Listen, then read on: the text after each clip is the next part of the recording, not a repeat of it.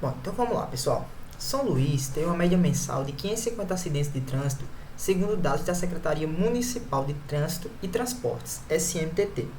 A capital maranhense tem como principal causa de acidente o excesso de velocidade e a falta de obediência às normas de trânsito. A maioria dos acidentes ocorre nos grandes corredores de trânsito da capital maranhense. Foi o que aconteceu em um cruzamento conforme imagem abaixo. Você tem aí uma colisão, tá?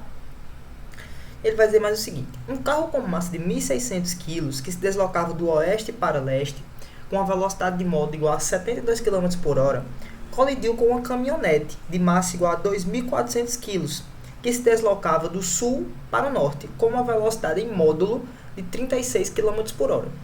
Em virtude da colisão, os dois veículos seguiram engavetados como um único corpo na direção nordeste. Considerando a situação descrita e que no momento da colisão estava chovendo muito e por isso o atrito entre os veículos e a estrada pode ser desprezado, o módulo da velocidade no momento em que os dois veículos movem-se juntos na direção nordeste é igual a... Então, acompanhe aqui comigo. Você vai ter que depois da colisão, eles dois vão se deslocar pela direção nordeste. Pessoal, toda colisão você tem conservação da quantidade de movimento. O que quer dizer que a quantidade de movimento antes de uma colisão tem que ser igual à quantidade de movimento depois de uma colisão, ou a soma das quantidades de movimento, tá? Então, o que você tem antes, você tem que ter depois. Se depois você tinha os carros indo juntos na direção nordeste, antes a quantidade de movimento na direção nordeste tem que ser conservada. Então, o que eu tinha antes na direção nordeste, eu vou ter depois na direção nordeste. Bom, o que é que eu vou ter depois na direção nordeste? Vamos lá. A quantidade de movimento depois, a questão diz que os carros vão sair juntos, você vai ter a massa do carro mais a massa do caminhão vezes a velocidade que eles saíram, que eu vou chamar de V. Então, a quantidade de movimento depois vai ser igual a massa do carro 1.600 mais a massa do caminhão 2.400, tudo isso vezes V. Então, a quantidade de movimento depois na direção nordeste vai ser igual a 1.600 mais 2.400, 4.000, 4.000 V. Beleza, é isso que a gente tem. Bom, falta eu calcular a quantidade de movimento antes. Pessoal, só que antes eu não tenho uma quantidade de movimento só na direção nordeste. Eu vou ter em duas direções, na direção norte e na direção leste. O que é que eu tenho que fazer? Então, eu tenho aqui uma velocidade na direção norte, que é a velocidade do caminhão. E eu tenho na direção leste, que é a velocidade do carro. Bom, se as velocidades são assim, a quantidade de movimento também. Então, o que é que eu tenho que fazer? Vamos lá. Olha só. Eu tenho a quantidade de movimento do caminhão e a quantidade de movimento do carro. Se a gente perceber, na direção nordeste, ó, você vai ter a resultante aqui dessas quantidades de movimento. Então, quantidade de movimento antes, que eu vou chamar. Na direção nordeste. Ou seja, se eu tivesse fazendo uma decomposição aí de vetores, né, eu ia ter que a resultante na direção nordeste é a soma vetorial da quantidade de movimento do caminhão mais a quantidade de movimento do carro. Como esse ângulo aqui é de 90 graus, o que é que a gente vai ter? A gente vai ter aí um teorema de Pitágoras, né?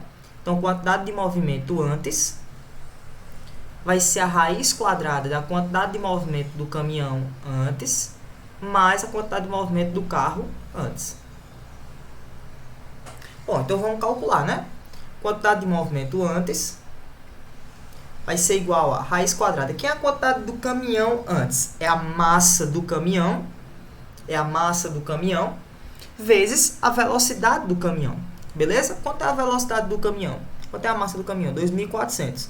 E a velocidade do caminhão é 36 km por hora, ou seja, 10 metros por segundo. Tudo isso aqui ao quadrado. Mais, quanto é a velocidade do carro? Quantidade de movimento do carro, 1.600 kg vezes 72 km por hora, que é 20 metros por segundo. Então, eu tenho que fazer essa continha aqui não tão amigável. Mas vamos lá. Então, quantidade de movimento antes. Isso aqui vai ser raiz quadrada de 24.000 mais 1.600, 16.032.000. Beleza ou não? 24.000 mais 32.000. Então, a quantidade de movimento antes vai ser igual a 24 mais 32.000. Só que isso é ao quadrado, né? Isso aqui ainda é ao quadrado, tá? Isso aqui ainda é ao quadrado. Então, vamos fazer essa continha, né? Aqui você pode usar a notação científica, tá? Para ficar melhor, para facilitar. Então, 24.000 vezes 24.000 dá 576 milhões. Que eu vou colocar assim, ó. Raiz de 576 vezes 10 à sexta. Mais 32.000 vezes 32.000 dá... Vou fazer 32 vezes 32, né? 1.024. Bom, vai dar 1.024 vezes 10 à sexta também. Só para facilitar. Finalmente, a gente chega em quantidade de movimento antes, ó. Isso aqui vai dar um número com raiz. 1.024 mais 576 dá 1.600 vezes 10 à sexta.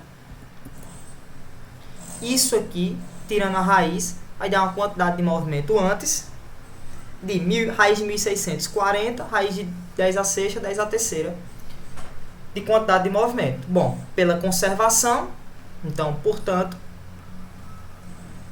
fazendo aqui a conservação, o que eu tenho antes? 40 vezes 10 à terceira tem que ser igual a 4.000V.